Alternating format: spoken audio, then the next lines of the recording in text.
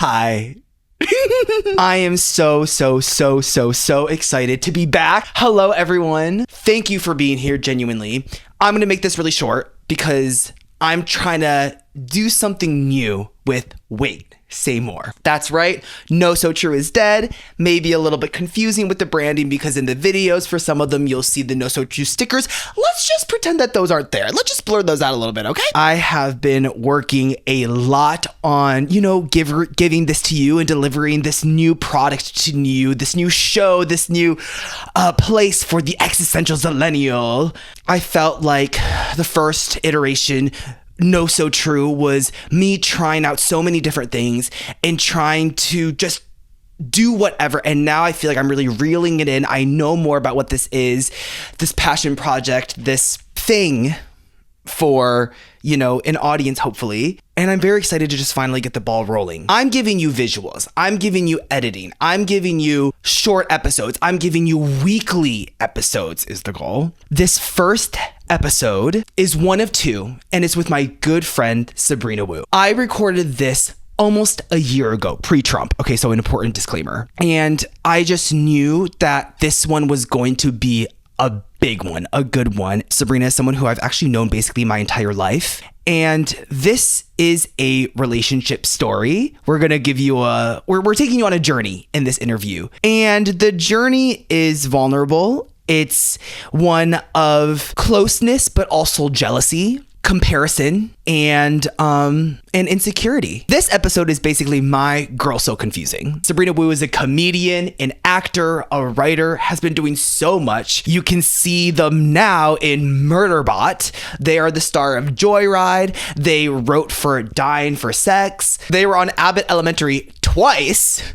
Okay, most people can't get on that thing once. If you've ever had a friend that you've been jealous of, you just wished at times that you had their life, or you can't help but compare yourself to them, this is what this first part is all about. I hope you enjoy it. Without further ado, here is SABRINA Wu. I feel like there's a lot that I want to know more about you, even though we've known each other, our whole lives? Literally our whole lives. I'm going to kill you if you get nervous or giddy, because I've known you for so long. I don't know.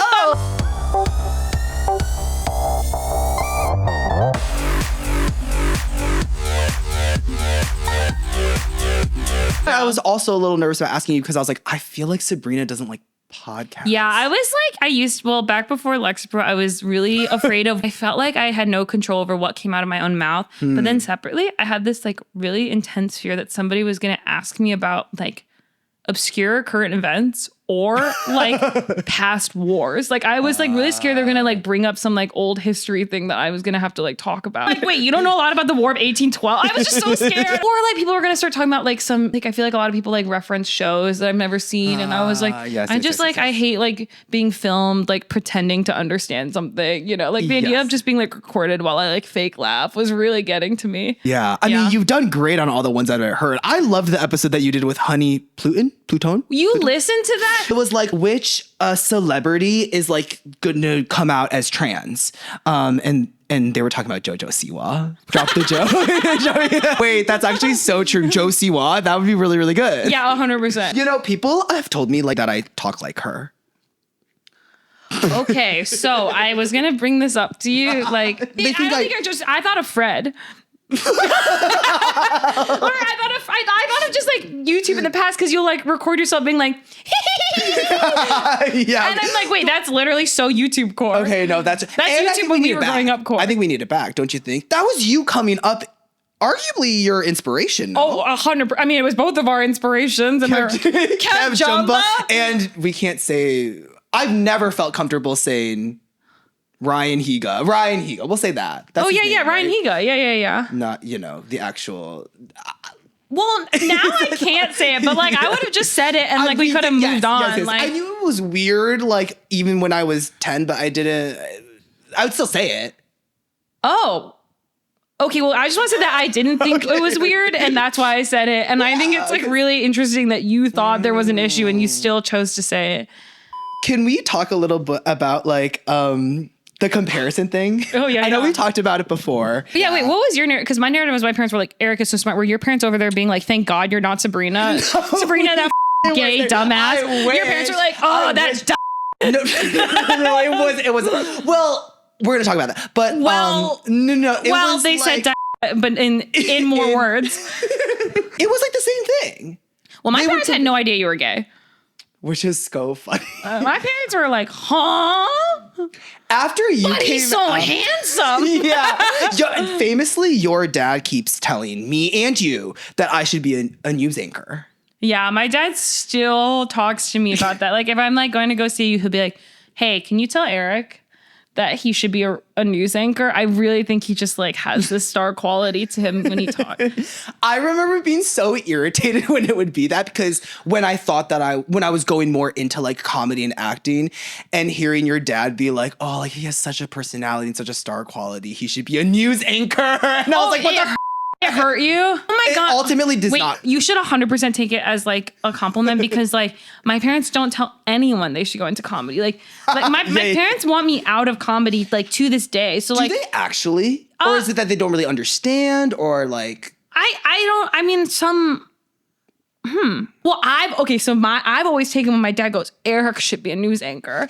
It's just like, oh, that's got you. Because they'd always be like, because I used to do speech and debate and I loved performing and like that was like my favorite thing. And I like low key like did do really well in that program, but they would always be like, you should do the debate part. Like you should do like the most boring ass, like no performing, like in a suit. And then they would then turn around and be like, Eric is so dazzling on stage. He played donkey. He played donkey in Shrek. And I would be like, I never get to play donkey in Shrek. The donkey part was definitely my own internal monologue. As I then like Facebook suck, you know, I'm like, donkey, that's the funny one.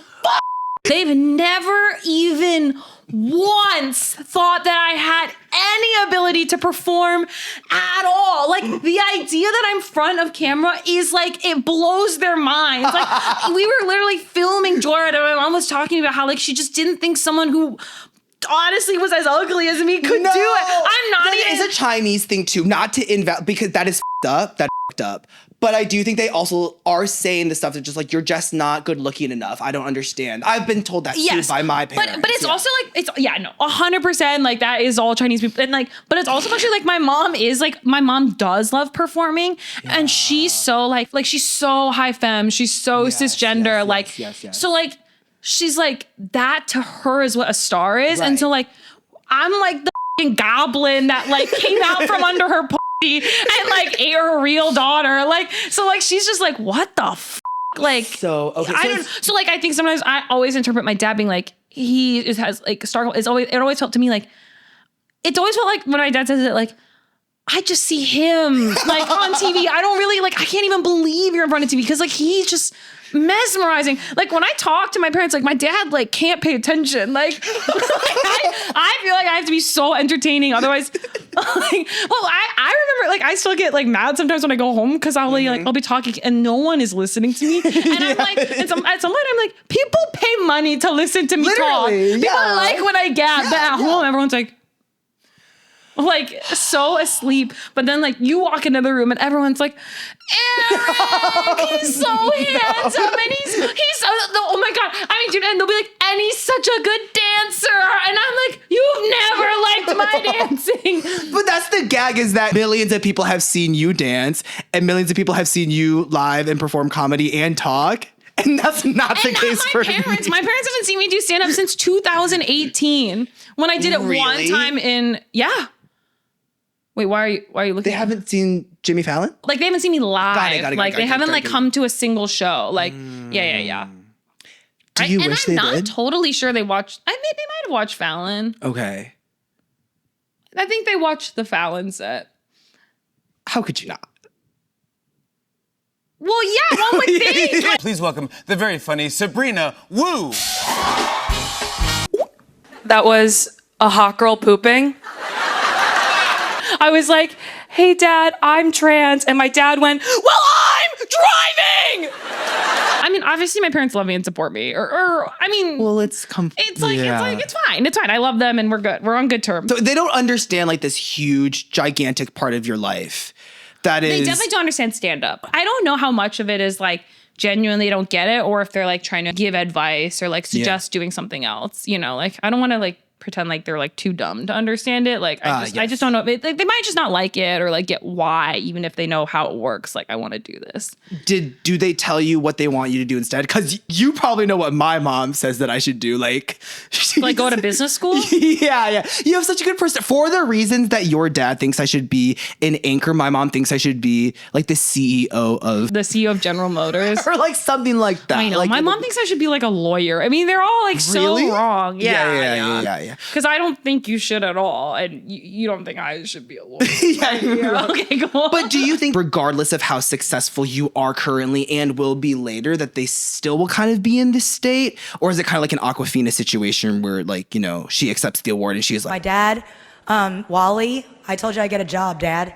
And I definitely already am like doing that to my parents, like on an interpersonal of being like, not like told you, but just sort of like, well, I think we can agree, like, probably this wasn't the dumbest thing I ever did, you know? Like, and I do feel like they're at the point of being like, they'll still bring up like business school or they'll be like, have you thought about being a producer? I don't know. They have like really like very specific ideas of like what a person should do that. And I don't totally, sorry, does that make sense? I'm like, definitely. Do you feel like that's similar to their perception of your gender and like sexuality or? Wait. What do you mean? Like, is it kind of like they have an idea of what you should be and then like kind of check out a little like if I'm sure I'm almost certain like I've come out to them multiple times as trans and I you know when I go home we just don't talk about it and like functionally act like it never happened. So I think that's probably also why like they are not like super involved in like live shows and they ask me more about like things that I'm acting in or writing in where I like my actual like personhood isn't like quite as involved in like what is being made, you know? So like I think stand-up is hard for them in that way, yeah. I think they also are more private. Like I don't know. That's probably like in their brain. Definitely. Why? I mean, I know my parents are like, especially my mom is like very worried about like what I could or could not say. It's an image thing. Well, I know your mom really talked to me a lot about like image and saving face. When you were like, you went upstairs for like 10 minutes and she like was like, let's talk. And like, what did she let's say? talk about my son, Eric. She does that. She asks my friends and other people what they think of me in my future. Which and I can 100% confirm, as crazy as that sounds, it's like an under exaggeration. Yeah. It's like, picture like a detective shining that one lamp on a person during like that's literally what happened to me. Like she's like good cop and bad cop. Like, yeah. She's both. I'm like fully 100% willing to give you this. Like your mom is more intense than my mom. I'm not even gonna fight you on this. Like probably, yeah. I think that could be true, and I'm very happy to say that she's a lot happier nowadays. Okay, good. Yeah. And I would actually, my only thing I'd say is like perhaps though, if you had just come out sooner.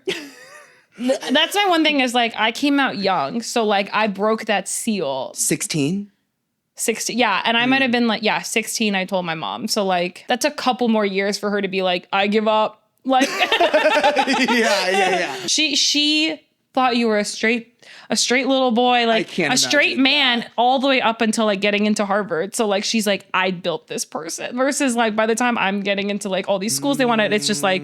Well, this person's just like their own person and I have nothing. Like, well, that's my one theory for like if our parents aren't dramatically different in intensity or no, your mom is really intense. I don't know if my mom would ever, although my mom would do shade as a kid. Like my roommate Kat, like she was like she would obviously like open on me in front of Kat because Kat was so much better at Chinese school. Like, so it's not like she's never done that kind of stuff, but I do feel like you might have been like a sweeter son. Like, I think I was a little bit more like I created a lot of space between me and my parents. Like, I really didn't.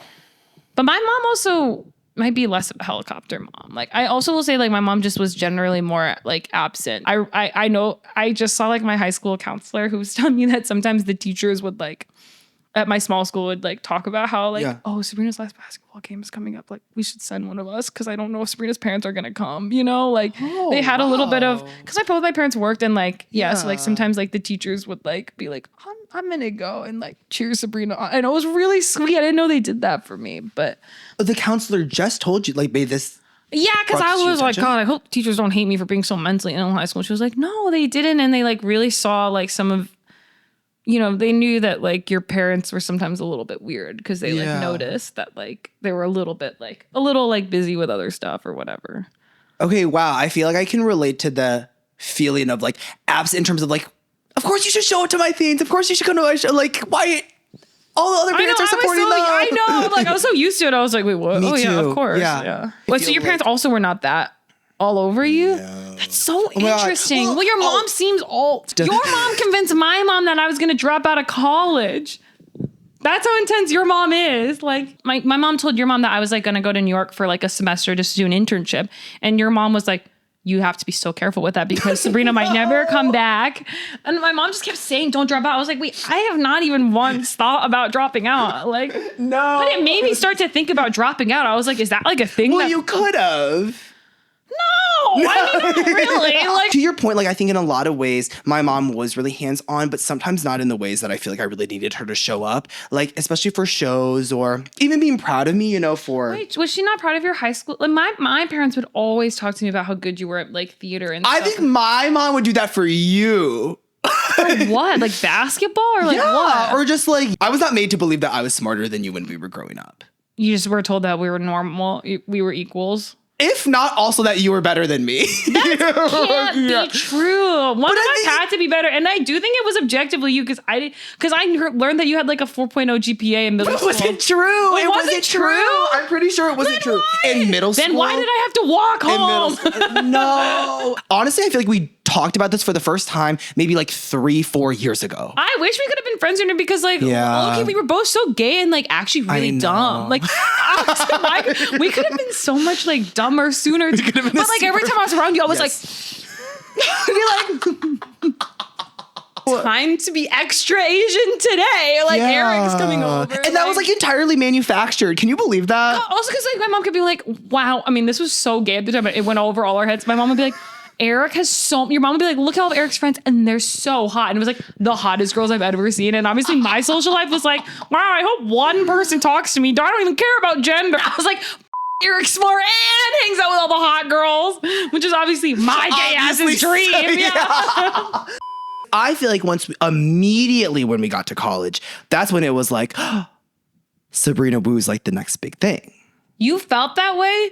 Wait, I do remember actually because again, I saw this thought that I had that is up in my Say brain it. at the time. I was like, wait, I got cast in some. Well, I mean, I also didn't. You did. I got cast because so many people were uninterested. I was like the third alternate that eventually got in. But still, I wasn't even in those alternates. No, and I'm like, sorry. yeah. And I remember just being like, thinking to myself, like, and my parents always talked about Eric's stage presence. They didn't even know I could also perform. But at the time, I was just like, I thought I was punching up. Wow. So I wasn't like, That's I was so like, I was like, wow, like, okay. But I obviously at that point thought of you in such high regard. I was literally just like, oh, like, well, Eric will just be in the next show or the next show. Like, it's not that deep. Like, Thanks. Yeah. And I remember being like, wow, like Sabrina's en route to becoming like incredibly successful and famous, partially because you were cast in that show. that show was like really weird and everyone walked out and like I had almost no lines and I still don't know what it was about. And like, and I also thought like, oh, I'm so stupid like the whole time because it was like, it was a weird, like, it was a weird show. And I only realized like after I graduated that nobody knew what was going on.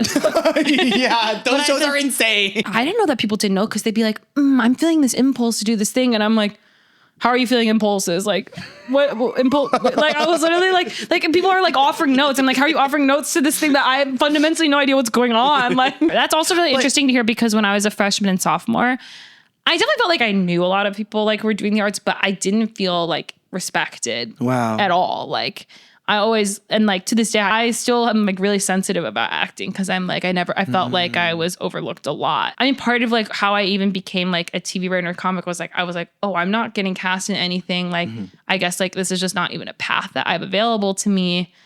And I don't even like feel very, I didn't think of myself as a writer at all, but I was like, I'll learn anything I have to learn so that I can like get to be creative like down the line. And like the acting thing just like happened like like the acting thing happened literally, it was literally Joyride. Like that was like, and it was like, there were so many like fake celebrities, like, and any social clique, like, and I was always just like, oh, I'm like, everyone's obsessed with the mind of this person and the mind of that person. And they're the brilliant performers. Like we can name names, but like, it's not important. Like, and like, it really shocked me and made me, I almost felt kind of angry because like in my adult life, then the people who really cherished me ended up being like, I felt really deeply appreciated by like, we're not even like good friends, but like Quinta Brunson has always made me feel really like, she's let me perform one time and has been like so kind to me, then immediately put me on Abbott and like also went to talk to me after. And like also Margaret Cho has really like, and she's like there for a lot of people, but I was like, I think it is like worth mentioning. Like, I feel like it took a really long time to feel like people saw something in me, and it was largely like people way beyond who I thought would, more like just talented and smart, but they did tend to be like POC or like, you know what I mean? And like the change makers, the people who can actually like give you an opportunity, and the people doing real stuff. And and I think like ultimately it wasn't that people didn't like, I would say like, it's just really hard to get roles when you're like on the fringes or like it's just harder. Not to make it feel like icky, but I do want to commend you because I feel like you've just kept going. Like, even though there weren't people who were kind of like telling you or confirming that you were right for this, or that this path is right for you, or that it's you, like whether it was your family or then going into college or after, like you just kept doing your comedy that felt right for you. And then that was ultimately what made the people who actually kind of matter see that. Yeah. I just need to disclaim, like, the idea, like, no one believed in me is also partially, like, my own mental illness and, like, my own death. Like, everyone loves to narrativize their life, but, like, there were plenty of people that, like, supported me and, like, I could not have ever gotten here if, like, people didn't book me on small shows or, like, you know what I mean? So it's, like, it's sort of, like, I love to be, like, no one believed in me, but probably people did. I came out. Do you know this? Well, I know that they sat you down and made you watch my little stand-up video where I come out. It was a little like that, but it wasn't like that. It was that they had watched it. Oh. They asked me if I watched it. And then immediately my mom was like, well, are you gay? Oh, no. And I was like, I told her the truth. Oh, you did? So you came out soon after? Yeah. And it was because we saw your scissoring set. I talked about scissoring in it? Or like, I think. No, I think you're projecting. I think you're projecting whatever like nasty thing grade. I did later. Like, I think you're projecting my current persona. There's no way I talked about scissoring then. Well, you definitely, yes. Oh, maybe right. I did talk about scissoring. You're right. I was so disgusting. I just remember the thought being like, my mom was like, is Sabrina gay? And I was like, well, I feel like they're kind of talking about scissoring women. So I kind of feel like that might mean that they're gay. I was destined to be a blue comic. Like, what's gay sex? Like scissoring? Like, I was so like, I can't wait to get in this girl's pussy. Like, I was so intense. I'm like remembering now. But like, no, you do that. Like, you were doing the things that no one had the guts to do. Like, a lot of the reason why people aren't as successful as you is because they just were scared. I was scared. Like, I was kind of like, stand up, that's like, and like, I don't want to be like not funny. That I would imagine can be daunting, but hasn't stopped you from doing it. I think I have like a weird, because I also used to do this really hammy, like random sauce kid thing where like I would dance all the time. Like if there's like music, if we were all like say we were at a speech and debate tournament and there's music playing, like I definitely was the kid that'd be like, I have to go into the middle and dance. And so I was like definitely like addicted to the rush of doing something that you don't know if people are going to react well at all. So I guess you can say it was, but I had problems. That's why I've always thought like your parents were more present. Like I can't emphasize enough. Like I truly like could go like even now my parents will beg me to come home and like, is anyone gonna ask me how my day was? Or like I'm like, why'd you even ask me here? I was more desperate probably at that age like to just attention or validation. Yeah, to have just people like, because I also like I did have a big personality and I definitely felt like in a lot of areas of my life like I genuinely felt like I was like dissociating all the time at home, where I was just like a shell of who I was. And so like I definitely chased things that made me feel like I'm alive and like all my thoughts like have a place to go. And that I was scared, but I was so like, I remember the first time I did it, I was just so excited that like, oh, I have all these, like I did 12 minutes the first time I did stand up because I just was like so like loaded with like all these things I wanted to talk about. Like, and like it never even occurred to me like, oh, what if it goes so bad? I was just like, this could be so electric and so fun to like finally like express or like. Yeah, I think I was just really hungry to like express. I mean, I'm sure it was like, Michigan is like being like really gay and Asian in Michigan. And then you're very busy and you have like a lot of work. Like we were also just like, I just felt like there was just not a lot of time where I just genuinely felt like I was actually being myself. And so I don't know. That's probably why I was like doing all that embarrassing shit, like. Do you feel like at this juncture, like, is that still what excites you about it? Kind of chasing that same feeling of, oh, I get to like express finally, or like, there's color. No, I don't feel that way at all. I actually like, I'm like, oh, I'm like way more, like, I'm way more shy than I used to be. And I think it's just like, oh, I'm getting enough. Like, I definitely feel like I get plenty of attention in my life. So I don't feel that way. But I still love stand-up. Like, I just like the crowd. Like, I'm like, I just think it's fun. But I'm like sort of like, oh, does this speaking engagement pay a lot? Because if it doesn't, I'm good kind of energy. Like, I don't, like, I think as a kid, though, like, any present, like anything, like I like ran for every, like I would do like I would run for student council and all these things. And I think I just like giving speeches. Like I think I just low-key enjoyed. I feel like I have something to say. I know, it's like I definitely didn't like administrative tasks. I definitely was just in to like give people a good time for 3 minutes, There are so many layers to my relationship with Sabrina, and so much of it is rooted in how we were just constantly compared when we were growing up. To give a little bit of context, my mom and their dad were basically besties, like each other's kind of only like other Chinese besties. And then there's another couple like as graduate students in Detroit. So they go way back. They're like, I was going to say blood brothers, but they're close. Sabrina and I were born in the same month. We would see each other a lot. We both ended up going to Harvard. It was like a constant neck and neck back and forth thing where at times, I'm not gonna lie, like, when you're little and there's so much pressure placed on you, especially if you're, immigrant kid, right? And you're being compared to someone like, oh, Sabrina can do that. Sabrina's doing this. Why can't you do this? Like, it made me not like Sabrina. Like, at times, I feel like I had a lot of resentment towards Sabrina, thinking about all the ways that I fell short. And then that really internalized even more. Maybe when I was older, I wasn't getting as much of helicopter parenting, perhaps, although I was still getting some. But then a lot of that just became self-inflicted and self-imposed of, we had these similar interests. Like it was almost impossible to not feel insecure when Sabrina was really starting to make the rounds and really start to have this career in entertainment blow up. The friendship was kind of complicated by me just seeing like, oh my God, like this is really happening for them.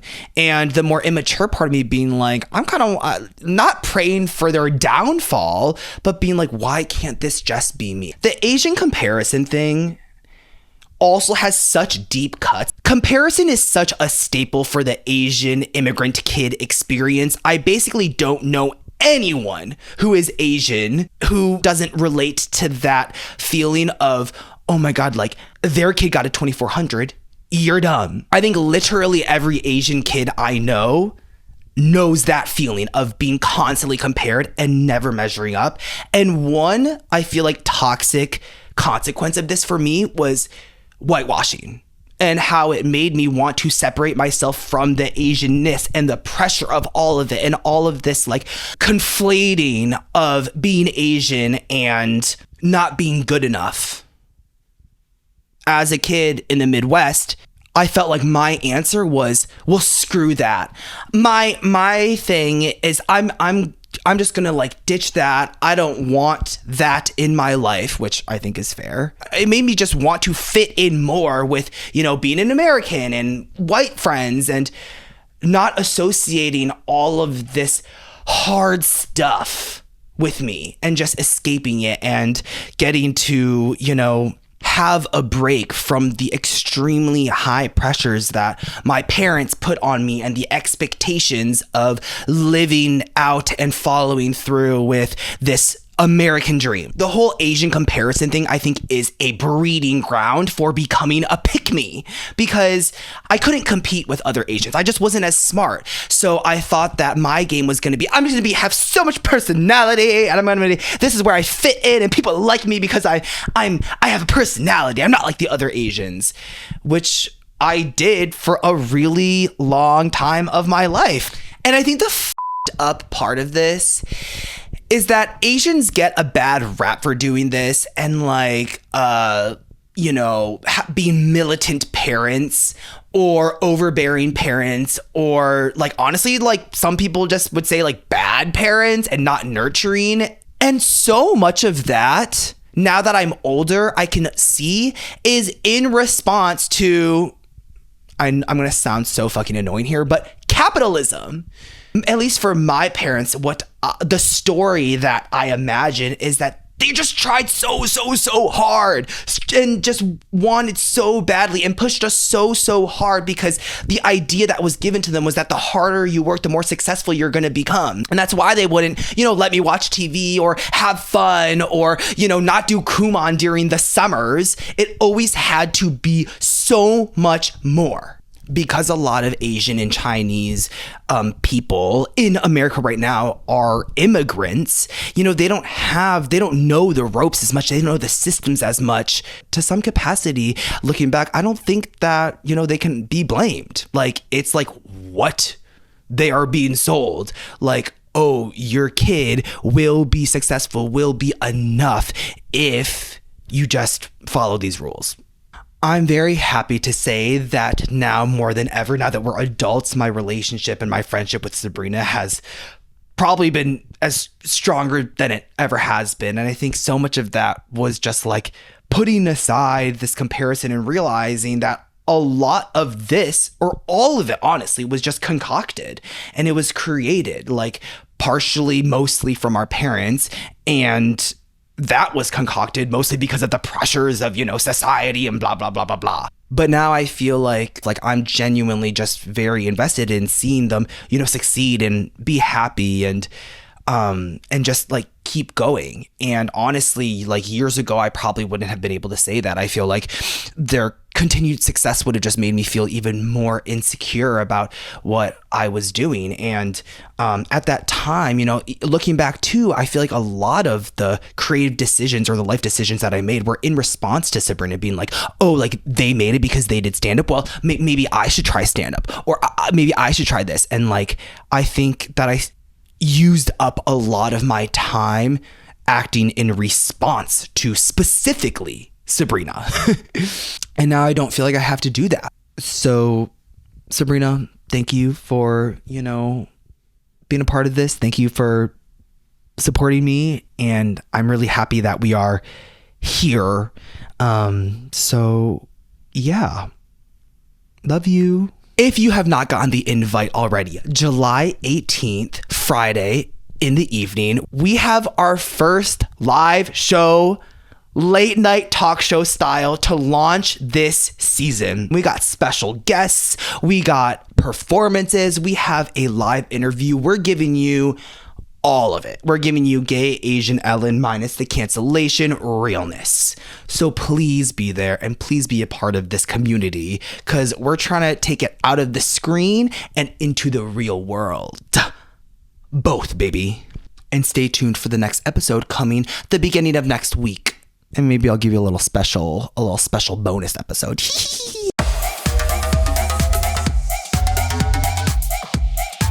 I thought that like my enemy was like conquering all of these like obstacles, and then like actually the real enemy of contentment is probably just like narcissism.